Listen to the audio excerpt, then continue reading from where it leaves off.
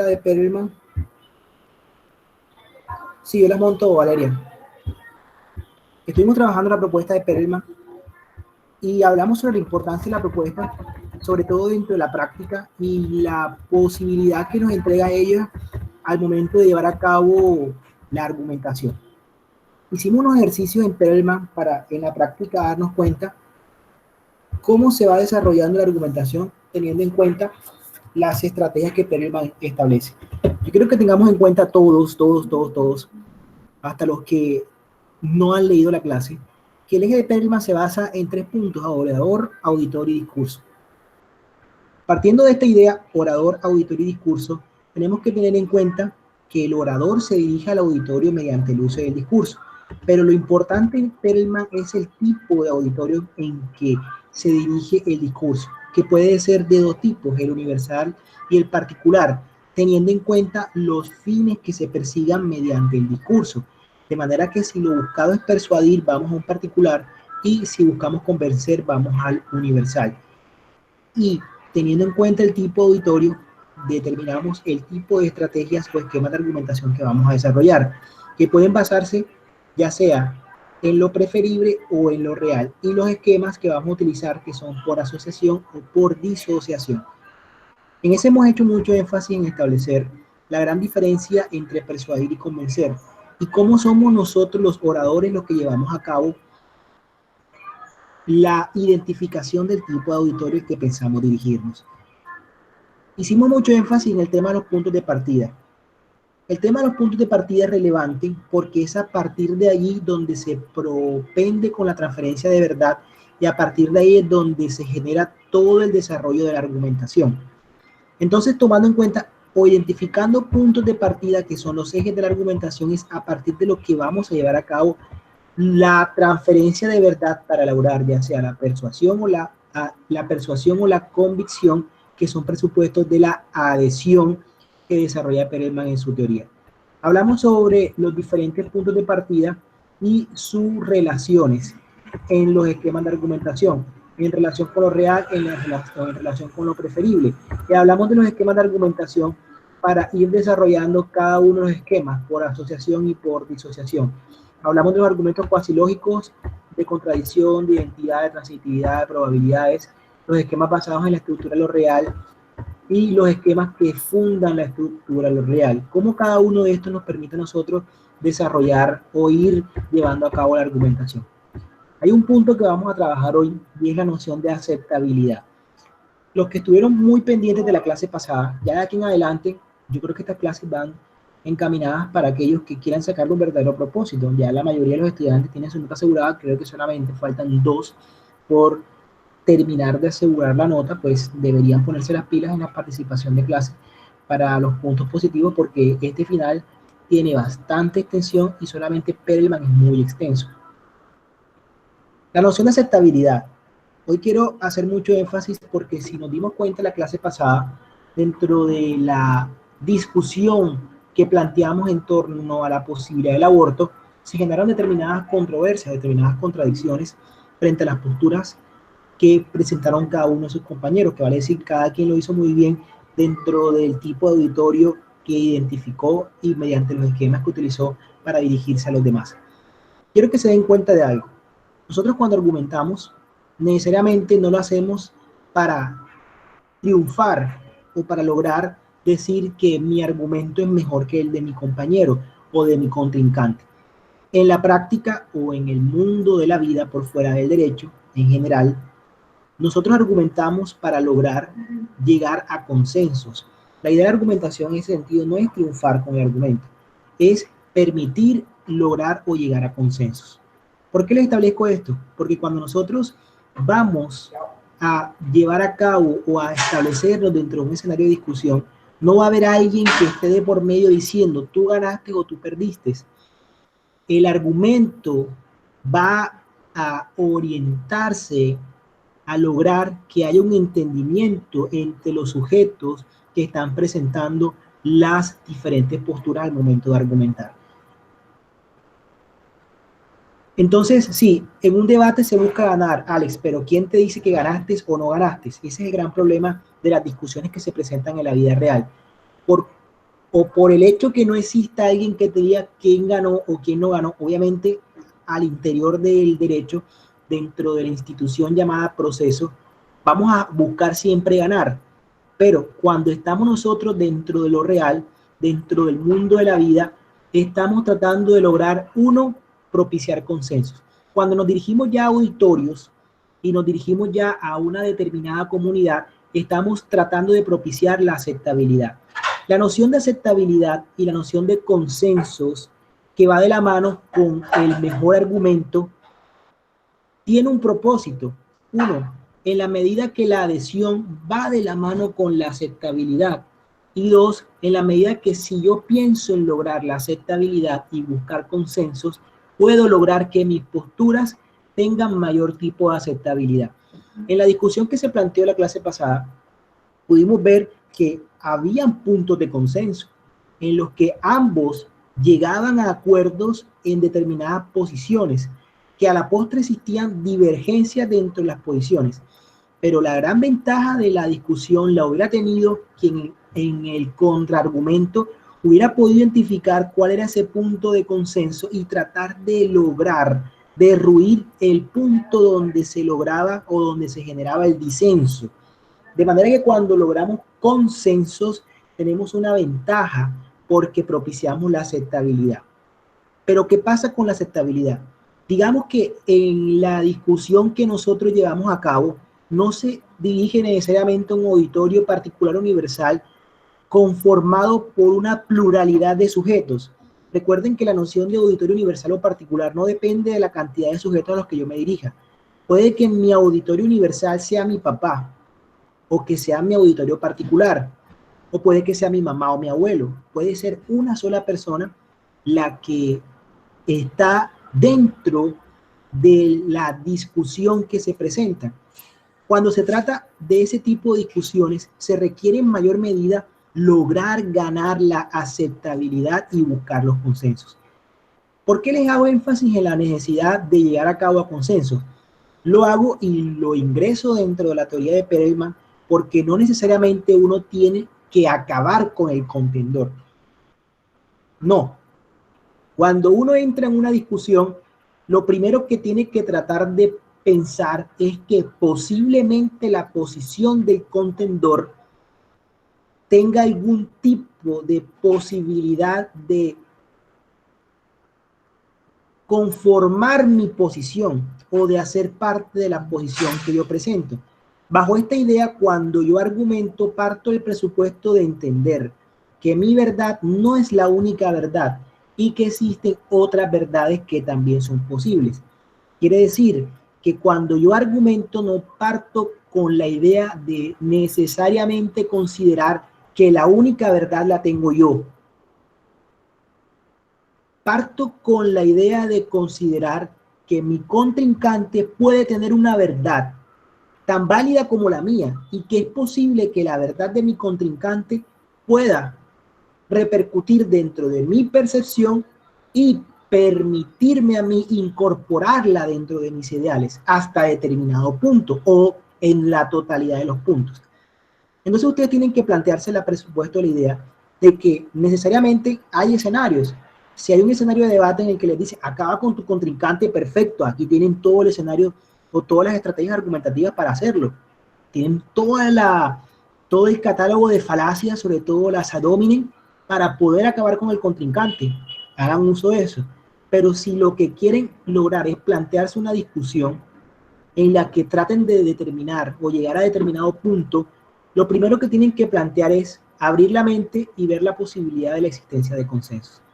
En la medida que se pueda hablar o se pueda verificar la posibilidad de existencia de consensos, yo puedo lograr entender que hay un punto de aceptabilidad. Inclusive, es importante cuando yo me dirijo a un auditorio ya conformado por determinadas personas, para poder identificar mis puntos de partida, entender cuáles son los puntos de partida que van a utilizar o que tienen los destinatarios de mi discurso.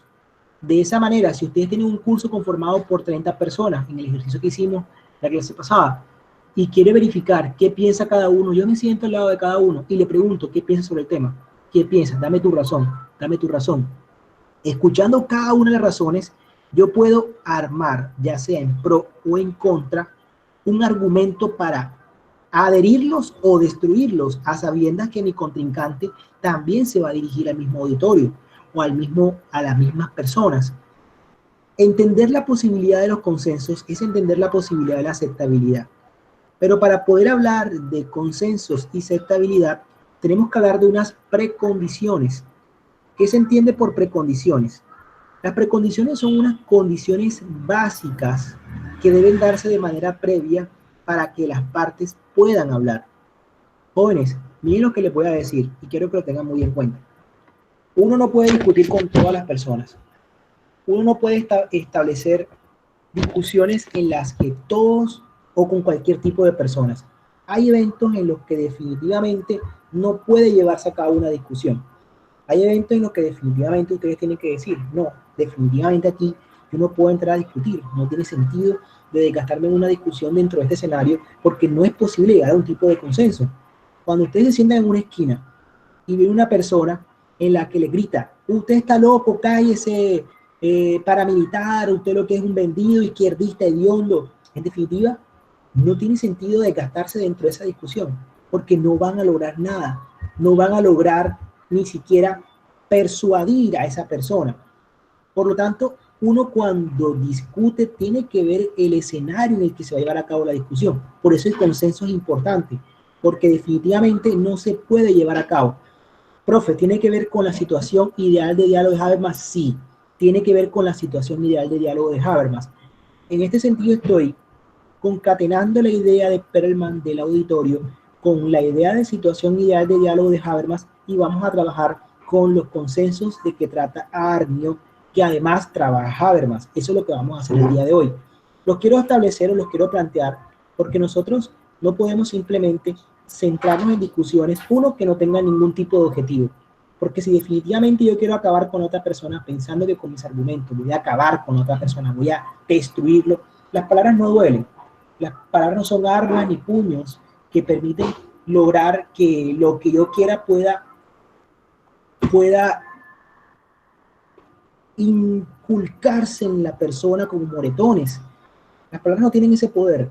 Las palabras simplemente van destinadas a lograr o propiciar que alguien que escucha mi tesis pueda por lo menos compartirla o quizás aceptarla en su totalidad. La adhesión por eso es importante. La adhesión es muy importante, por eso es importante, porque, por ejemplo, ya ustedes en un juzgado, cuando se dirigen al juez, cuando trabajen ya argumentación jurídica como tal, cuando se dirigen a un juez, ustedes tienen que tratar que el juez se adhiera a su posición y tienen que tener en cuenta que el juez no es del todo una persona imparcial, porque el juez se encuentra supeditado por una serie de preconcepciones que van inherentes a su modo de ser. Ustedes no pueden hablarle a una juez, mujer, una jueza, y explicarles dentro de un proceso de alimentos que las mujeres son unas tramposas y que el dinero que reciben por parte de la cuota alimentaria lo utilizan siempre y en todos los casos para darse sus gustos e irse con sus novios, porque de manera inicial ustedes van perdiendo el juicio, porque están actuando en contra de lo que bajo una regla de la experiencia es todo lo contrario a la aceptación de una mujer. Por eso es importante que cuando uno se dirige a un auditorio tenga que verificar cuáles son sus puntos de partida y tenga que tener como presupuesto no solamente lograr la aprobación, sino la aceptabilidad y lograr propiciar consensos. Yo no voy a ganar en la discusión, yo no voy a acabarlo como si lo acabara a golpes, como una pelea de MMA. Yo no logro eso dentro de un argumento, dentro de una argumentación. Yo lo que logro es, los golpes van a ser más duros en la medida que mi auditorio me permita adherir más cantidad de personas. Yo no sé si ustedes han visto esos torneos de rap en los que se concentran 20 personas y viene otra y le dice unas cosas a la otra y la muchedumbre afuera dice, wow, lo lograste, Muchas veces eso, los que dicen son los mismos amigos de la persona que está discutiendo. Y puede que el argumento sea muy malo, pero si tienes a 20 personas que te apoyan a ti independientemente de lo que sea, va a haber más aceptación. Algunas veces es diferente, pero son muy pocas. Entonces, en ese punto es donde el eje de la aceptabilidad va de la mano y va a llevarse a cabo. ¿Qué pasa? Nuevamente les insisto, yo no puedo hablar que cuando yo interpreto, o el primer punto que quiero señalar, que una elección interpretativa. ¿Qué es una elección interpretativa? Es decir, estoy de acuerdo con el aborto, no estoy de acuerdo con el aborto. Yo no puedo definir una elección interpretativa para únicamente sostener que es una mejor razón porque una autoridad así lo dice, porque el legislador así lo dice, o porque la Corte Constitucional así lo dice. Yo les manifesté que apelar únicamente a la autoridad es una falacia de utilización indebida de la autoridad o utilización inadecuada de la autoridad. Yo tengo que entregar razones diferentes a la mera autoridad para propiciar la aceptabilidad. Es uno de los presupuestos necesarios en los que yo debo tomar para poder lograr la aceptabilidad. No podía simplemente ustedes dentro del discurso decir, bueno señores, definitivamente el aborto está permitido en Colombia porque la Corte así lo dijo, punto, no hay más discusión. No, no tiene sentido, no tiene ningún tipo de presupuesto utilizar una única razón para lograr propiciar la aceptabilidad.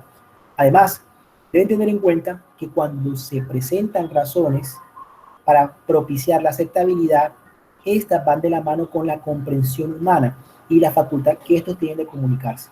Nosotros cuando buscamos la aceptabilidad, tratamos de lograr que me comprendan, que existan personas con entendimiento capaces de entender lo que estoy diciendo yo, que existe un auditorio al que me estoy dirigiendo lleno con personas de razón, con personas con uso de razones, personas estas que van a hacer uso de ellas, van a comprender con ellas y a partir de ellas es que voy a lograr mediante mis herramientas propiciar la aceptabilidad. Tengo que tener en cuenta además que cuando yo hablo de aceptabilidad, no hablo de una aceptabilidad total. Les decía, Alex, busca puntos de acuerdo o replica en qué estás de acuerdo. Tú no puedes estar de acuerdo con la totalidad de la discusión que te presenta tu compañero, pero sí puedes aceptar partes de la discusión. Y es importante incluso para los esquemas de argumentación, porque si tú identificas el punto en que estás de acuerdo, tú puedes llevarlo a tu discusión. ¿De qué manera lo llevas a tu discusión? Pero si tú me estás diciendo que me estás hablando de la falta de la dignidad como elemento para negar el aborto, que no estás de acuerdo con que se le prohíba el aborto a una persona por falta de dignidad, estás de acuerdo conmigo que la dignidad es un elemento fundamental para lograr el desarrollo de los individuos. Eso lo digo yo. Pero si tú estás de acuerdo con la dignidad, al igual que yo, ¿a dónde llevas la dignidad del nascituro o el que está por nacer? No tiene dignidad. Miren que yo estoy buscando el punto de consenso para decir, estamos de acuerdo en algo. Y eso va a tener como presupuesto no ganarle necesariamente al contendor, porque aquí no hay un round que me diga cómo lo voy a lograr, cómo voy a ganar. Inclusive, si yo hago unas mayorías, puede que esta mayoría acá, dentro del auditorio, conformado por estudiantes de Universidad del Norte, puede que tenga mayor tipo de aceptabilidad, pero en otro auditorio diferente no. Cuando yo llevo a cabo discusiones y alguien me presenta algún tipo de contraargumento, yo tengo que tener presente que posiblemente o que probablemente o que hay alguna posibilidad que ese contraargumento pueda reforzar mi tesis. No siempre son críticas, no siempre son críticas destructivas, hay algunas que lo son y esas no pueden ser recibidas. Hay críticas que entran a reforzar mis argumentos. Y entonces aquí hablamos de compromisos equitativos. Un compromiso equitativo tiene como presupuesto lograr entender que mi percepción, mi razón, no debe prolongarse a todas las razones o a todas las percepciones y que es completamente posible que esas otras razones que hacen parte del auditorio puedan complementar o fundamentar la que tengo yo acá. Y para lograrlo, yo necesito utilizar el diálogo como vía de comprensión. Yo tengo que dialogar, yo tengo que desarrollar una idea del diálogo, yo tengo que presentar una manera de dialogar para poder lograr entender y comprender hasta dónde llegan mis razones y cómo las razones de mis destinatarios pueden colaborar en mis razones. Entonces acá hablamos que somos seres con uso de razón cuando somos capaces de entender el lenguaje y somos capaces de actuar con base en el lenguaje. Estoy bajando en el nivel a Perelman, que decía que únicamente somos uso de razón cuando no nos dejamos llevar por sentimientos. No, tenemos uso de razón cuando somos capaces de darnos a comprender mediante el lenguaje y motivar nuestras acciones. Y entonces comenzamos a abrir el abanico de destinatarios de nuestros posibles discursos a no únicamente aquellos que no se rigen por emociones, sino por otro tipo de situaciones, que son las razones. Yo recuerdo la primera clase que yo les pregunté qué es un argumento, que les insistí, ¿qué es un argumento? ¿Quién me ayuda por ahí a ver si todavía se acuerda? Dar razones. Un argumento es dar razones. Y miren cómo nuevamente me los traigo yo de la primera clase hasta acá. Porque el argumento está compuesto por razones, en la cual un conjunto de ellas se utilizan para apoyar a otras. Las apoyadas se llaman conclusión y las que apoyan se llaman premisas. Y esa es una razón grande que está formada por tres partes o más, pero mínimo tres, pero son razones.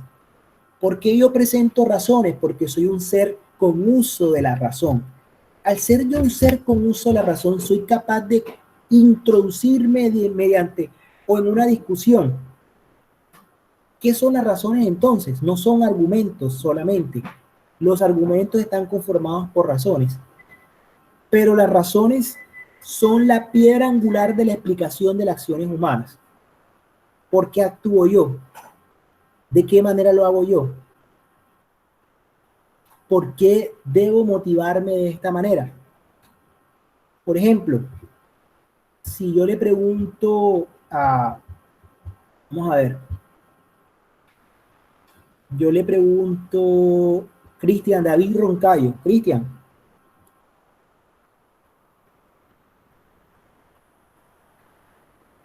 tienes 500,000 pesos en tu bolsillo. Él no está en clase, se le fue la luz, pero ya parece conectado. Bueno, Gina, Gina,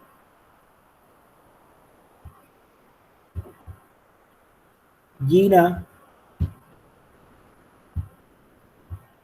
parece que mucho de acá se le fue la luz. Bueno, Gina, acá estás. Te voy a preguntar. Gina, tienes 500,000 pesos. Tienes dos opciones. Irte de compras y peluquería o irte un fin de semana a Cartagena. ¿En qué los inviertes? Fuera de, fuera de todo este tema de la pandemia.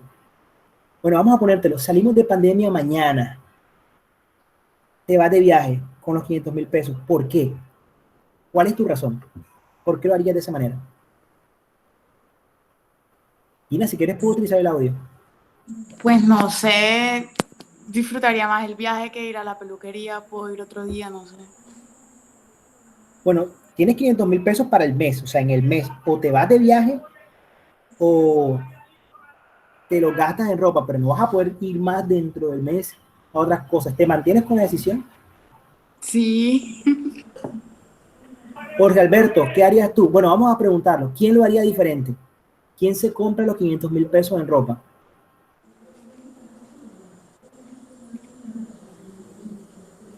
Valentina, ya te entusiasmó el tema, cuéntame. Con audio, Valentina. Profesor, yo lo gastara en ropa porque 500,000 pesos en Cartagena un mes no me va a servir para nada. O sea, no voy a hacer nada porque no voy a poder salir ni disfrutar. No, o sea, tienes 500,000 pesos para el mes. Tienes dos opciones en ese mes. O te vas el fin de semana para Cartagena o te lo compras en ropa. Obviamente, te lo vas a gastar en un fin de semana y después te quedas guardadita en tu casa. Lo mismo los 500,000 pesos en ropa. No compro ropa. Compra ropa. Sí. ¿Y por qué comprarías ropa? ¿Qué te motivaría? Profesor, porque, no sé, 500.000 pesos para Cartagena, no me gustaría, además, a Cartagena, no sé, profesor, yo diría que me los gastaría en ropa. Bueno, acá hay bastantes en tema de ropas. Profe, o sea, yo diría que la ropa porque es algo que se queda mucho más tiempo, mientras que un viaje, uno disfruta el momento, pero se acaba. Entonces yo digo como que la ropa dura más y por eso Profe, creo pero que la igual mayoría si la compra. viajas se quedan Profe, los duran más los recuerdos, recuerdos de o la sea, fiesta en Cartagena. Aro, precisamente por eso es mejor, la ropa ya yo tengo y me la puedo comprar otro mes. Bueno, miren acá, atentos con lo que les estoy planteando. Yo no puedo decir, ni ninguno aquí puede decir que quien compra la ropa es irracional o quien va a Cartagena es irracional. A esto quiero llevarlos. Cada uno tiene una razón para motivar su acción. Para algunos, los recuerdos. Para otros, la duración en el tiempo. Para unos, el recuerdo dura más en el tiempo que la simple ropa. Otros dirán, yo tengo tanta ropa que yo no necesito más ropa, yo prefiero irme a Cartagena desmadre. Otros dirán, no, definitivamente yo prefiero comprar más ropa porque me sirve más, no tengo la cantidad de ropa que otra persona, entonces ¿para qué voy a estar yo gastando en Cartagena si yo necesito más bien la ropa? Pero yo no puedo decir, o yo no puedo entender que mi compañera está loca o es irracional o no tiene un sabio uso de la razón por tomar una decisión o la otra. A ese punto quiero llevarlo yo, para que ustedes comiencen a entender hasta dónde se comienza, hasta dónde yo logro propiciar consensos. Ahora bien, que yo los ponga a ustedes a buscar o armar una discusión o a utilizar o a constituirnos en un auditorio para discutir qué razón es mejor, ya sería diferente, porque cada quien comenzaría a utilizar diferentes tipos de esquemas de argumentación y eso terminaría permitiéndole o no llegar a consensos o llegar a consensos, pero dirigiéndose o identificando el tipo de auditorio que lo vamos a hacer. Ahora hacemos el ejercicio y nos colocamos dos contendores. Vayan preparándose los que quieran participar, ya sea con auditorio universal o particular, unos pro ropa, otros pro cholón. Quiero bien estructuradito, quiero puntos de partida, un buen punto de partida. Quiero unos esquemas de argumentación, ya sea que se basen en lo preferible o en lo real y que utilicen por asociación o por disociación. Entonces, los que quieran anotarlo ahorita y lo hacemos en 5 minuticos para que se den cuenta cómo hacemos el ejercicio y para ir practicando Perelman. Nuevamente los traigo acá para decirles que las razones lo que hacen es que motivan estados mentales. Me dicen a mí cómo debo actuar. No tengo que actuar yo de una manera estandarizada como otras personas creen para que se considere que yo estoy actuando de la mejor manera. No, las razones dependen de estados mentales, de lo que yo comprenda que debe ser lo adecuado. Miren, yo les voy a contar una anécdota. La noción de corroncho. Yo he filosofado mucho sobre qué se entiende por corroncho. Nosotros nos dirigimos al corroncho como aquella persona que está por fuera de lo normal y de lo natural. Y nosotros decimos el cachaco en playa, pues, corroncho, obviamente. Ahora, el costeño en Bogotá, bailando, chimán corroncho. ¿Y quién les quita lo contrario a ellos ya? Porque es que la noción de aceptabilidad es la que va a determinar quién tiene la razón dentro de ese margen. Así pasa dentro de este tipo de discusiones. Quiero que lo tengan como en cuenta para que lo vayan analizando ustedes mismos. Miren, por ejemplo, yo una vez estuve en Valledupar y en Valledupar hay mucho mango. Uno barranquillero en Valledupar ve un mango que se cae y lo va cogiendo. Y me dijo una persona, uy, barranquillero corroncho. ¿Por qué? Porque toma el mango. Sí, es que aquí hay mucho mango. Corroncho es que llega de Barranquilla a coger mango. Ah, dale, lo entiendo. Ahí comencé a entender yo que la aceptabilidad define a mí cómo se evalúa mi razón. No significa que mi razón esté mal, es que muchas veces se evalúa por una comunidad como mala teniendo en cuenta su punto de partida, que es el que determina o denomina su aceptabilidad. Entonces, ¿qué debemos tener en cuenta? cuando vamos a entender las razones. Perfecto, esa es la mejor definición. Miren, aquí está Alex tirando filosofía. Corroncho es aquello que está fuera de lo consuetudinariamente aceptado en una sociedad en particular. El que no lo acepta es corroncho. Esta es la idea de la aceptabilidad. A partir de aquí es donde empiezo a entender yo cómo voy a dirigirme para lograr identificar puntos de partida y consenso. Yo no puedo con mi argumento corroncho lograr la aceptabilidad de aquello que la sociedad a la que me dirijo no es aceptada. Así pasa con el auditorio. Tengo que tratar de buscar cuál es el punto de partida que yo puedo utilizar para traérmelos hasta mi punto. Y lo lograré utilizando esquemas de argumentación. ¿Qué quiero que tengamos en cuenta, jóvenes? ¿Qué son razones? ¿Qué entendemos por razones? Las razones parten de un presupuesto. Y es que cada quien tiene unos propósitos en su vida. Todos partimos de la idea de que tenemos unos propósitos que debemos desarrollar. Y cada quien quiere optimizar en mayor medida esos propósitos. Disfrutar en una fiesta es mi propósito de la vida. Estar bien vestido es mi propósito en la vida. No significa que el propósito tuyo y el mío tenga una mejor calificación que el otro. No, es en la medida como ese propósito me permite a mí satisfacer, como esa razón me permite a mí satisfacer un propósito. Cuando yo tengo esto, tengo una razón pertinente. Soy racional. Soy racional porque actúo por propósito. Ser feliz es un propósito. Ser feliz es un propósito. Que no sea mi propósito, perfecto. Es válido.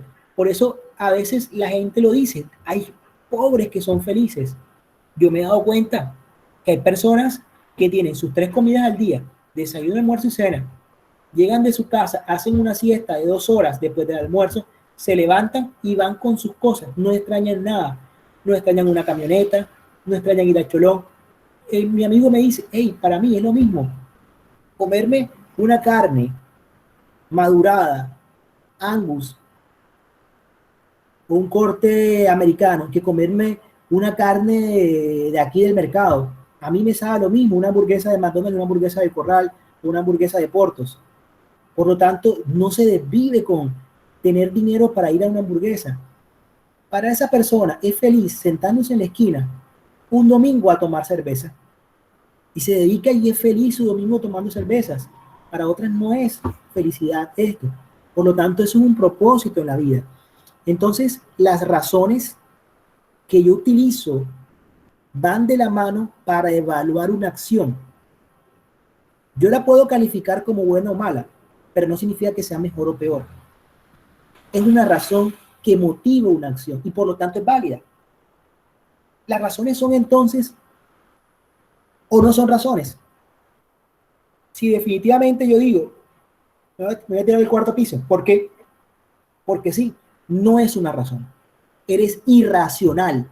No tienes uso de la razón. No puedes conformar parte ni de un auditorio particular ni de un auditorio universal. Hay personas que les gusta tirarse del 3er piso. ¿Por qué? Porque permite aumentar su flexibilidad. Hay personas que se dejan morder de culebras porque les permite inmunidad ante el veneno. Son razones. Para mí puede ser buena o mala, pero es una razón. Y mientras existan razones, yo tengo que poder identificarlas para poder determinar cuáles son los puntos de consenso. Entonces aquí hablamos de 2 tipos de racionalidades. Racionalidades que van orientadas a fines y racionalidades que van orientadas a valores. Nuevamente, esto lo concatenamos con la idea de Perelman del auditorio universal y particular. Muchas veces yo me apoyo en los valores para lograr la persuasión, otras para lograr la convicción, otras veces identifico los fines para lograr la persuasión o para lograr la convicción. ¿Qué estoy tratando de mostrarles? ¿Qué estoy tratando de presentarles? Que cuando yo proyecto mi discurso en lo social, yo tengo que ser capaz de identificar a quién me voy a dirigir, qué tipo de razones son las que prefieren a los que me van a dirigir, no cuáles son las buenas o las malas, porque el corroncho no es corroncho en todos los escenarios, por hablarles del corroncho, porque mi razón puede ser muy buena en Barranquilla, pero en Bogotá no, y no es que sea malo o que sea buena, es que el auditorio o quien evalúa mis razones tiene un criterio diferente para evaluarlo. Por lo tanto, yo como orador, cuando me dirijo a un auditorio, tengo que ser capaz de identificar cuál fue la razón que tuvo en cuenta el auditorio o cuál es la razón que tiene en cuenta el auditorio para motivar sus comportamientos. Y es ahí donde voy a buscar yo los puntos de partida. Es ahí donde voy a buscar yo las garantías de que trata Toulmin en el tipo de auditorio. Por eso le he dedicado tanto tiempo a Perelman, porque es que Perelman me permite concatenar la teoría además con lo de Toulmin al hablar de la garantía y los respaldos. ¿Qué es una racionalidad o qué son razones basadas en fines? Están basadas en el razonamiento medio-fin y se identifica con el término eficiencia. De manera que una acción es racional solo si es eficiente. Conclusión a la que se llega luego de analizar los medios disponibles para alcanzar el fin, de manera que serán eficientes solo aquellos fines cuyos servicios están motivados, los medios seleccionados son buenos y dignos de ser promovidos.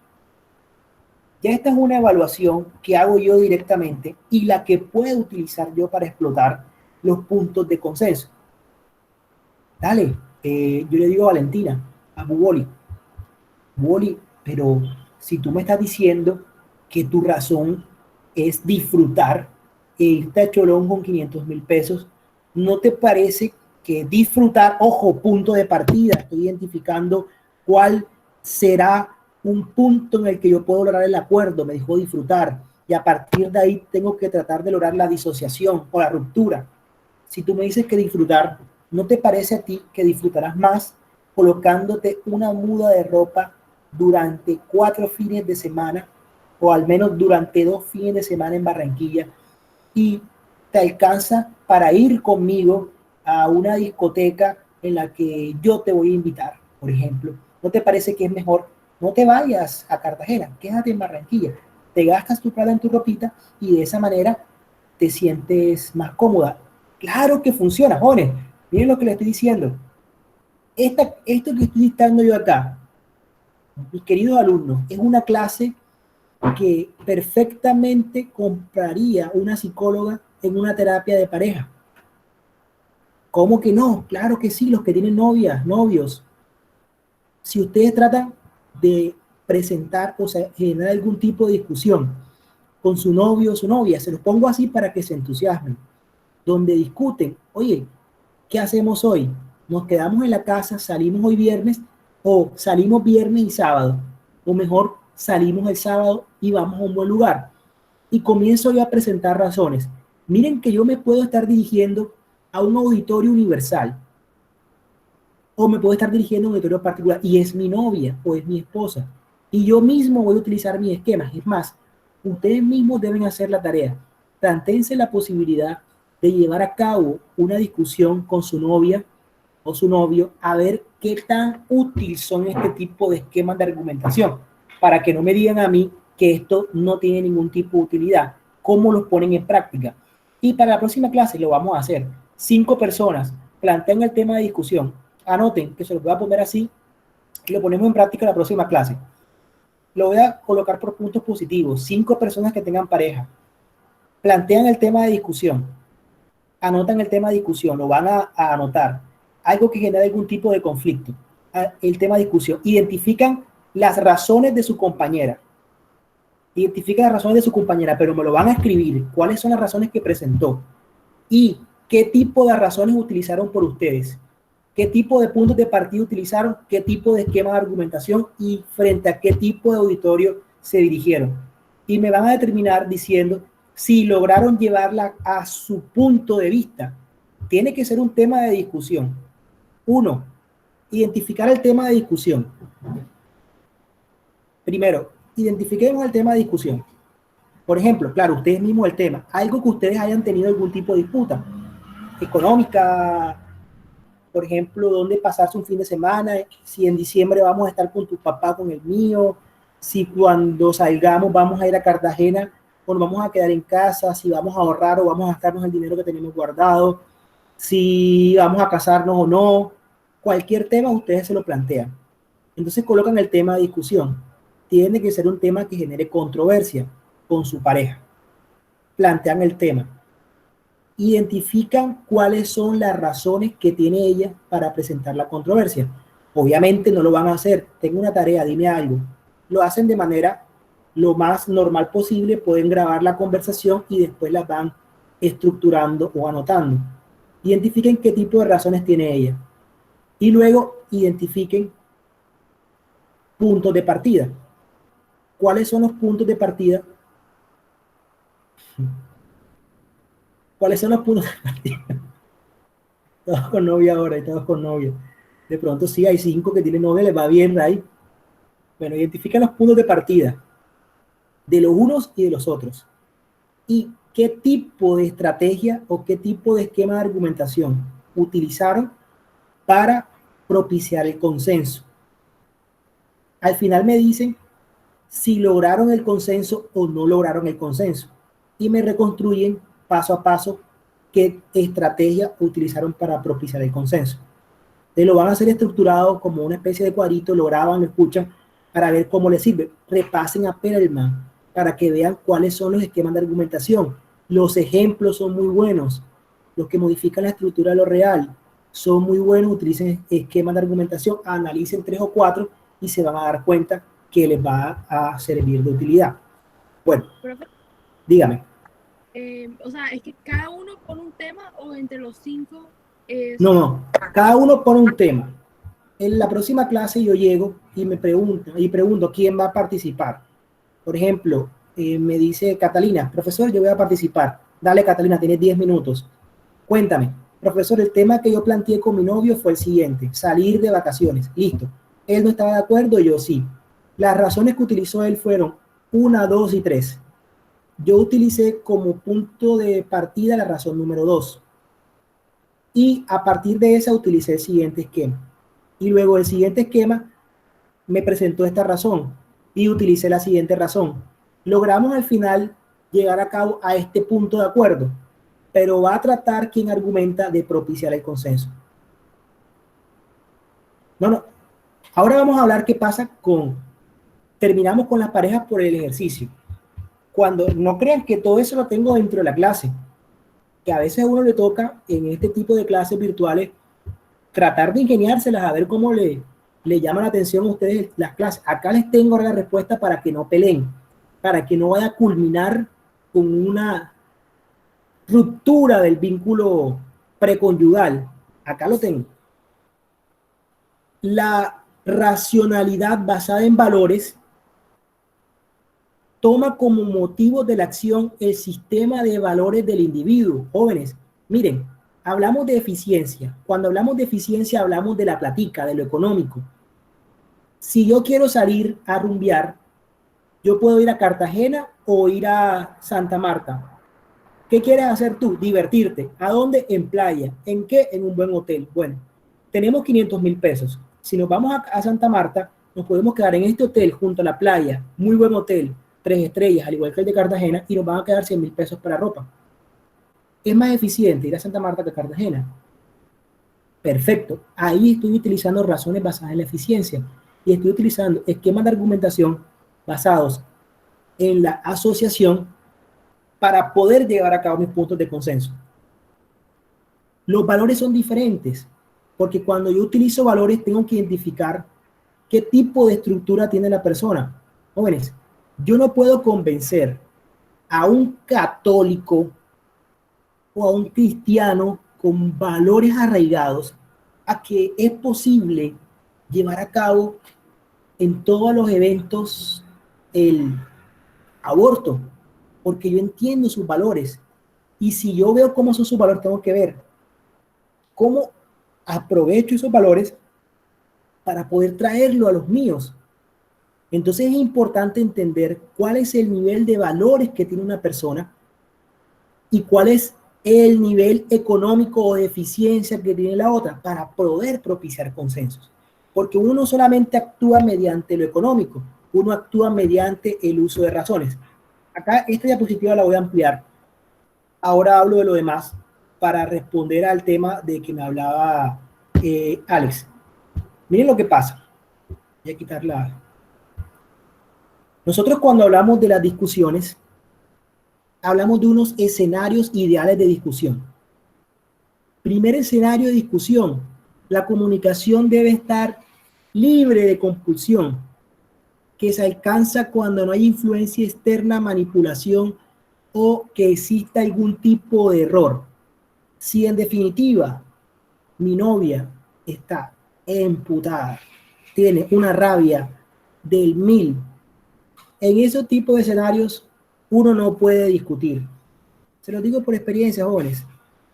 Si llega uno a la casa amanecido a las 5 de la mañana y tú quieres a tu esposa explicarles tus razones para llegar a las 5 de la mañana, ella no te va a entender tus razones y definitivamente te va a decir tu pocotón de cosas, y en ese tipo de escenarios lo mejor es evitar la discusión por la putísima razón que el propósito de la discusión es lograr consensos, y como ella tiene tanta rabia y no va a lograr propiciar consensos, en definitiva uno le dice: yo te quiero mucho, yo te amo mucho, pero como estás en un estado en el que no se pueden lograr consensos, yo definitivamente me quito de este escenario de discusión y procedemos a discutir cuando estés en una situación ideal de diálogo. Mientras no lo estés, no me someto a estas discusiones. Eso es lo que hace uno cuando se encuentra frente a una discusión, porque no se permite llegar al consenso. Y como no se permite llegar al consenso, ustedes no tienen necesidad de entrar a discutir. Eso es lo más valioso del mundo, terapias de pareja. Esto los conciliadores lo manejan de manera perfecta, a la perfección, porque yo no puedo centrarme en una discusión donde definitivamente el otro sujeto no está en una condición para poder llevar a cabo el consenso. Me levanto de la mesa, espero nuevamente el escenario. Ustedes, si está su profesor con una piedra del carajo, no le van a decir que les cambie el examen, porque no están en el escenario de discusión y le pueden refutar. Esperen que se calmen, esperen que esté propicio la discusión. Su papá, su mamá, su abuelo no lo van a convencer de que tienen que darle 500,000 pesos para ir a Cholón o para comprar ropa si está dentro de una situación en la que no esté en la posibilidad de ingresar en un escenario de discusión.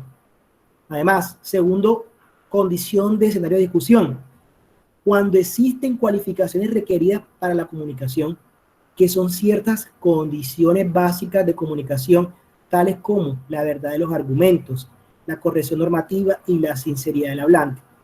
Hay eventos en los que se solicita que quienes participan en la discusión cumplan con estas condiciones.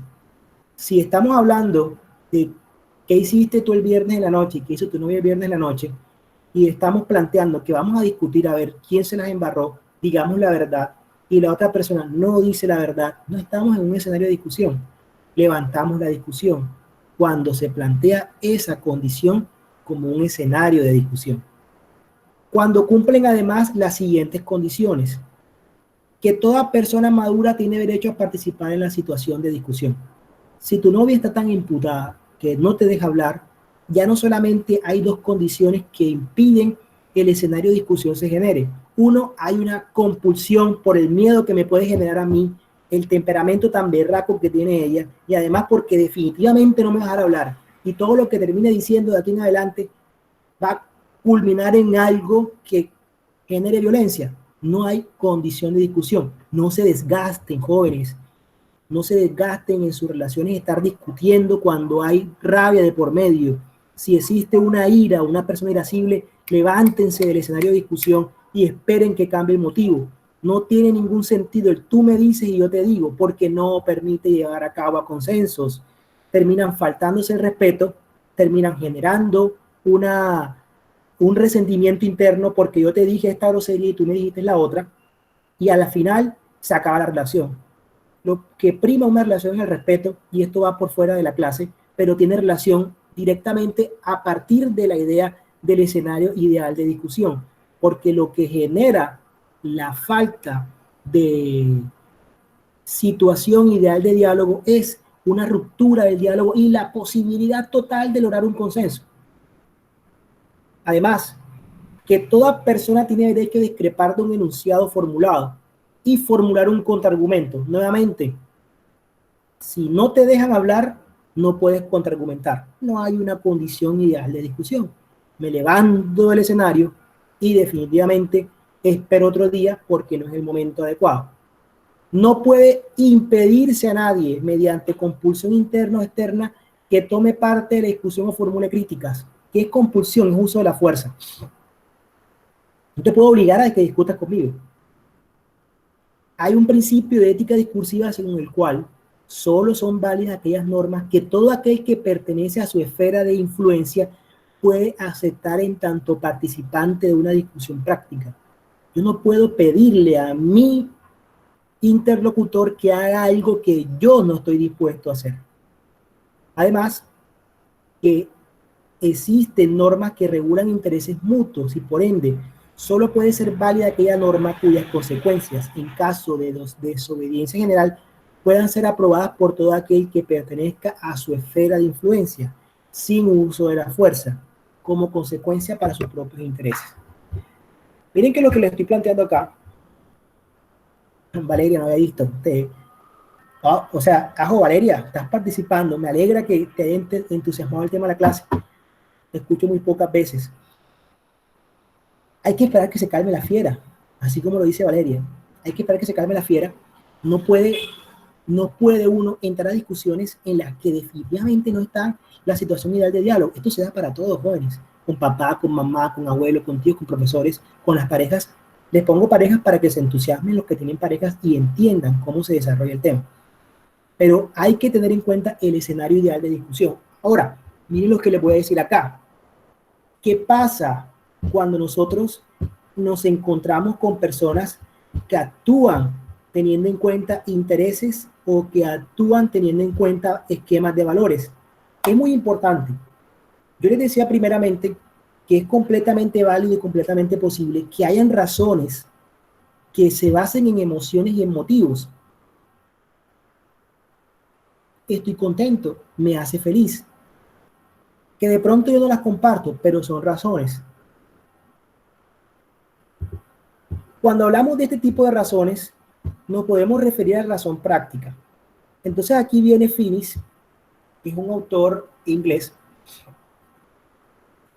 y nos comienza a plantear una idea de cómo las razones pueden jerarquizarse. Jóvenes, nosotros cuando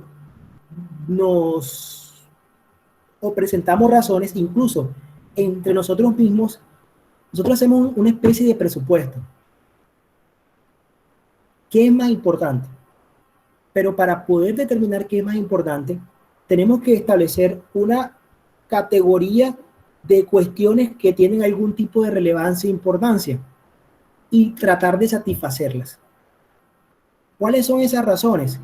La vida, el conocimiento, el juego, la experiencia estética, la sociabilidad o amistad, la razonabilidad práctica y la religión. ¿Qué pasa con esto? Miren, cuando yo les hablaba de que uno puede estar motivado, ya sea por razones con base en fines y razones con base en valores, me quería referir a esta parte. Ustedes mismos tienen unas razones para la acción y ese tipo de razones para la acción están orientadas a satisfacer determinados bienes básicos. Vamos a decirle bienes básicos a determinadas situaciones de la vida que deben satisfacerse. ¿A qué nos vamos a referir como un bien básico? La vida. Yo tengo que vivir. Yo tengo un presupuesto, tengo que dedicarle a ese presupuesto vida. Conocimiento, yo tengo que estudiar, comprarme un libro. El juego, un PlayStation, parqués, parchís. La experiencia estética, ir al cine, verme una película. La sociabilidad o amistad, compartir con mis amigos. La religión, muchas personas le dedican mucho a la religión. Y a partir de todo esto yo tengo que aprender a organizar qué le dirijo a todo. Cuando ustedes comiencen a trabajar, los primeros sueldos van a tener que hacer presupuestos, pues es lo ideal, ¿no? Y en el presupuesto ustedes, sin saberlo, están dirigiéndose a determinar cómo utilizan todo esto. Ustedes tienen un seguro de vida, que es el de seguridad social, EPS. Ya el Estado se los descuenta para evitar que no hayan personas que no le den uso a este. Pero hay personas que pagan su prepagada. Está dándole un valor a ese bien básico que se llama la vida y estoy pagando mi prepagada. Hay personas que hacen una especialización. Hay personas que le dedican tiempo al juego, pero uno, cuando actúa, tiene que tener una razón para satisfacer cada uno de esos bienes básicos en mayor o en menor medida. De pronto, no todos acá le van a dedicar mucho a la religión, algunos sí. Pues este autor es religioso y lo coloca con preponderancia. Yo lo respeto y lo respaldo, pero entiendo que hay personas que no le dan ningún tipo de valor a la religión. ¿Qué es la racionalidad práctica? La racionalidad práctica es un fin en sí mismo en la medida que me permite a mí, al yo elegir satisfacerlo, y me permite además, al utilizarlo, satisfacer los demás bienes básicos. Repito, la razonabilidad práctica es un fin en sí mismo y además es un medio para lograr ciertos fines. Con la razonabilidad práctica, yo satisfago este bien cuando elijo dentro de los otros bienes cómo distribuyo mi presupuesto de vida. Y al hacerlo, estoy permitiendo satisfacer mi razonabilidad práctica. Entonces, jóvenes, cuando ustedes van a decidir cómo debaten o cómo distribuyen ese presupuesto en todo lo que ven ustedes acá, por ejemplo, Buboli, yo creo que dentro de su presupuesto le dedicó mucho a la experiencia estética, la sociabilidad, el juego, y de esa manera distribuye sus 500.000 pesos para decir, me voy para Cartagena. Lo hace de una manera u otra y de pronto Blanco le coloca más experiencia estética, pero desde el punto de vista de la ropa, lo puede ver de ese punto, que de tanto sociabilidad, no le invierte tanto a su sociabilidad, pero es su razón y lo va distribuyendo de esa manera. Lo que uno puede hacer definitivamente cuando actúa mediante el uso de razones, no debería ser, no significa que no se haga, es colocar, como dice el dicho, todos los huevos en una sola canasta. Uno tiene que tratar de distribuir el presupuesto dentro de cada uno de los bienes básicos para poder lograr un equilibrio. Para eso uno tiene que plantearse determinados propósitos. Jóvenes, esto ya es un consejo de vida, ya para la postre, para cada uno de ustedes, porque ustedes son no solamente futuros abogados, sino jóvenes en formación. Cuando uno tiene un presupuesto, uno tiene que tratar de plantear una serie armoniosa de propósitos u orientaciones en su vida que deben poder ser realizables. Por ejemplo, yo quiero ser un doctor, yo quiero ser magíster, yo quiero viajar a Europa, pero siempre debe existir un propósito. Ustedes siempre deben tener un norte y teniendo en cuenta ese norte, distribuyen su presupuesto dentro de cada uno de los bienes básicos. Y de esa manera están siendo personas con uso de razón. Yo no puedo preferir algo sobre otro porque sí. Tengo que tener una razón que me permita llevar a cabo la distribución. Y no puede ser de manera arbitraria. Además, debo tener un sentido crítico cuando llevo a cabo esta división. Y cuando la hago, debo ser fiel a los compromisos generales que determinen el plan de vida que yo me planteé. Si yo quiero viajar a Europa a estudiar, yo no puedo gastarme 500.000 pesos un fin de semana en Cartagena, porque a mí me sirve más ahorrarlos para ir guardando para los tiquetes. Eso es un plan de vida que me planteé yo y soy coherente con mi plan de vida en la manera que yo hago eso.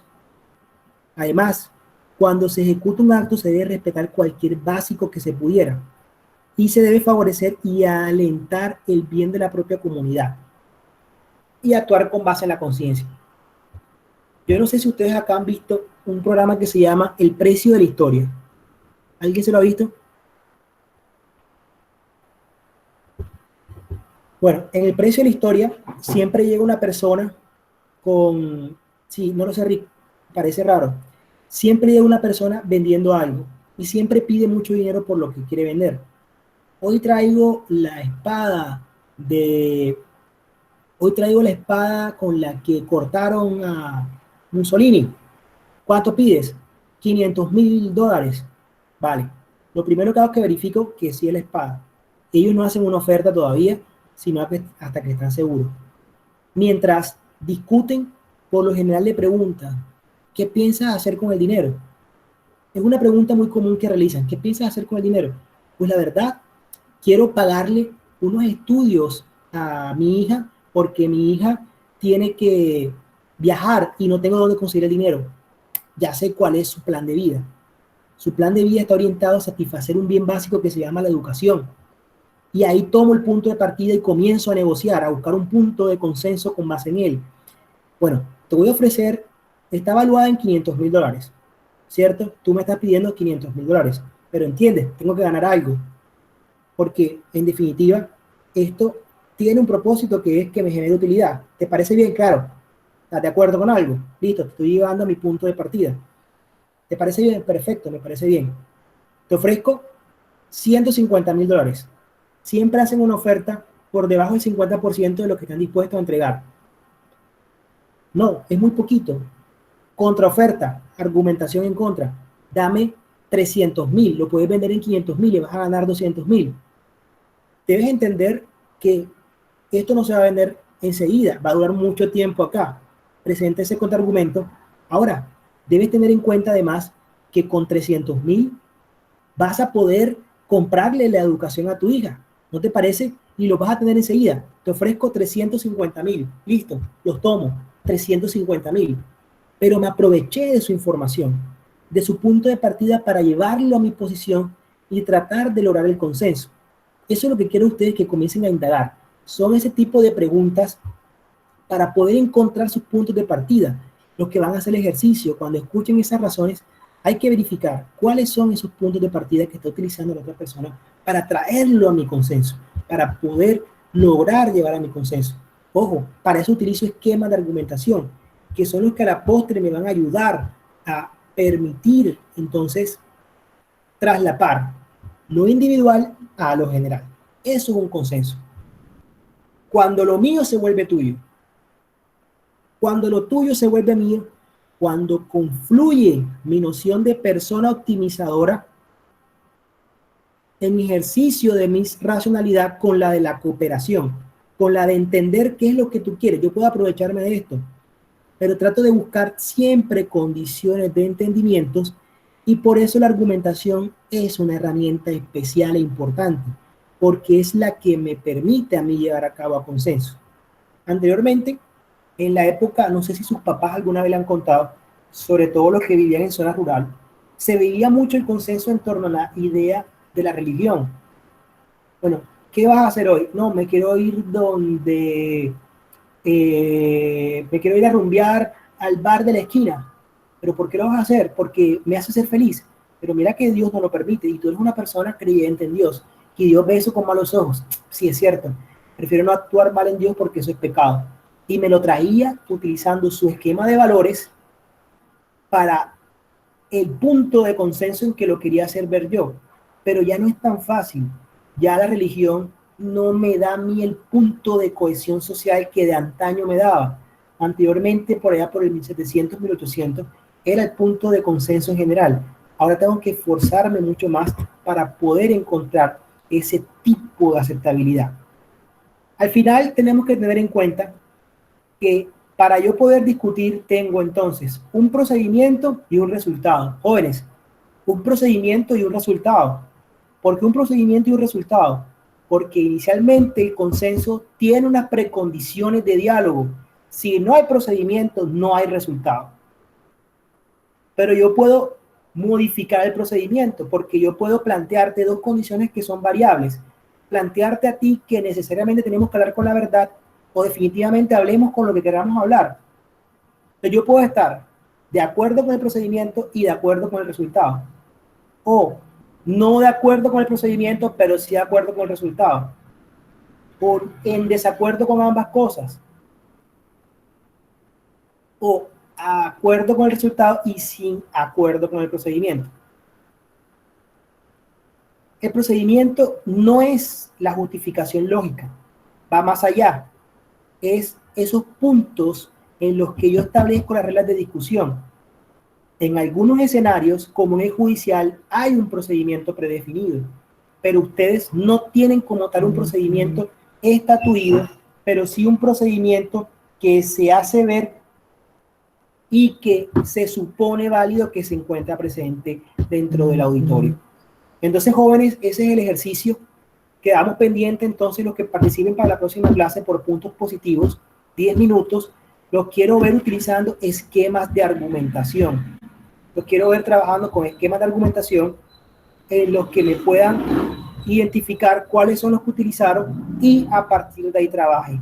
Espero entonces que les haya servido la clase y nos vemos entonces el lunes. Ya nos quedaría la clase el lunes y 2 clases más para terminar.